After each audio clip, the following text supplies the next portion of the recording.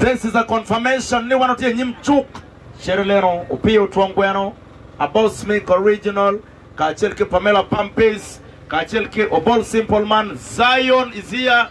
Modong iti balance. Now, one watia nyimchuk, Lokom, Kit Merano, Mama Nok, Menero, Kit Madigo, Wakwanyo, Komliel,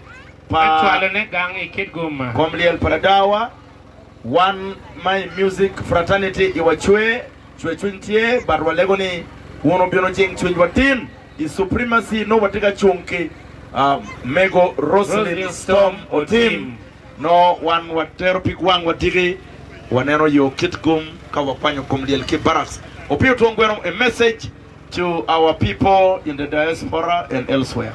One machalo chuli one machalo kara ikar makiti ene po watiki chame genye deng kinyute en watiki chame kumu kinyo de luak di permanenti kinwa wa ripe ka chel wa chung kar bien pe jeme wen kar mo bien eno bien kar marach ar me pero me cuero po pa migi wa kibora no ni cuero ne bien mo ane no dit so bien wa kwe wono ka chel wa ripe wono ikit me luak en ke de morwo nyi Yesu Kristo ofoyo mono pio tongweno luba me dugom Moncho ko ye kong work kidi face mo da kidi face modong balance dira mana the Lord disciple Messiah himself a kidi face there finally is here with us.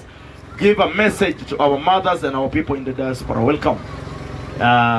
Mafoi padonya diaspora America follow ba ke follow ba ke fo Yesu Kristo no ba be kare duchu and one down kono we wanywane. Yeah, so in Matine, Polo Mabejo, Mapigi Tego Donki Logo, Ludinario, and Gulogo, Chiwamira, what you need, and the tea kit Acholi, Acholi Polkare, Kedaway Charo, Kachani, Capero Poro, when you Kedaka King, Motie, William Motie, no down Jobula Pena, Kabi, Muranga, Kichero Keporicum, Luword, Kumanko, Don Quo Man Medon, Lubunyo, Bedi City Pemiro, Lock 1K, Bedacholi. Where tini any one watika bino potu wa mera wakana kana wa mera ni ongeni mego madit mautele wa yo maunyoti wa we kita ketimo kwere eno ruenyo mienne dong mienne makwo eno ruenyo ni chok ke beno no food eno yigo la mienne yiga la mien Roslyn team madit makloni Margaret Spice au team kwa eno ruen ke wako ke kelo ke yigo eneno dua dek medue ma chiel ma ane koma bena bedi ye chot kidich mia rem dano kamwakane do chero rem uberi ka chunye to twal okelo pressure chero la mal che okelo gor matek madong pe eno kwo ada komberi chawa ni la merwa machalo Mego Roslyn team tika winyo mading to twal merwenyo dana rio kulo within a space of just like 2 months dana rio makwo go rueny ada daene ni piera tek ne wan machalo lugal wang nyo un ma chwako wan wachero wakumo ka chiel wachunke oto wek eno ngeni dano ne benetie don gin ma eno timo pia choli pe chole machalo wan kita yang wajani eni marwa dok chunye laj makauno iromo peko wan weng no ngata dong wako peke wachero wanyuro ma Mego Roslyn team un ma utie wako ka pe iromo o komberi chawa ni don lobo dong tie pig wang mone manoke pe kane kere nyuti wani tika kumo ka chiel kwedwa directive donc mioko platform tie manama chimpa la dir Joffrey opio tuangweno ena ye ketika channeling support moke kene ye man ayelok mawatamne miero wono be kingeje ye wafoi matek mano the Lord Messiah, the Lord disciple, a kiddy face there. Ladies and gentlemen, Pamela Peace, where are you?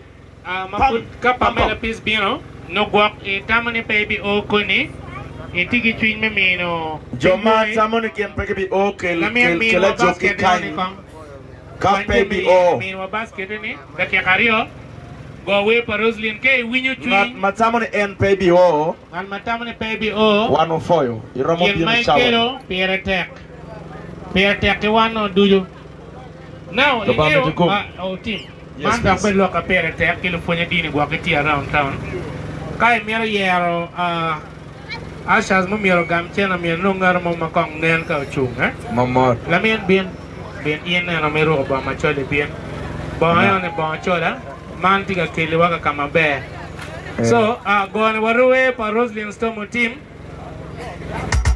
Yep. Kai tiki kimoge ken udero eno. Wera darani. Pero chuan gilmeti ken pamela tis kameti ya. Mona lua kaye Jinkobi. non You know, non you know, Lara. Kai wiki kimo. Iti kwerekel. We are in solidarity. We are in solidarity with our sister, big sister in the industry. Kai wiki kimoge ken mati kwerekel. Let me know. Ne, kokono. Nyero shanyo kumge no yerana. Nyero chilo wi tityang no chai. Muslim Samosi. Kanto kwero niye no baka. Nyero churo ko nyanya no choga. Dohon boyo let nikiti no lanya. Yo, DJ, Kwero niye No, baga. Kagino mama chero chene pe kirika beach kari Nero kanya kele shibu pele. wana style kono poiro twal medwa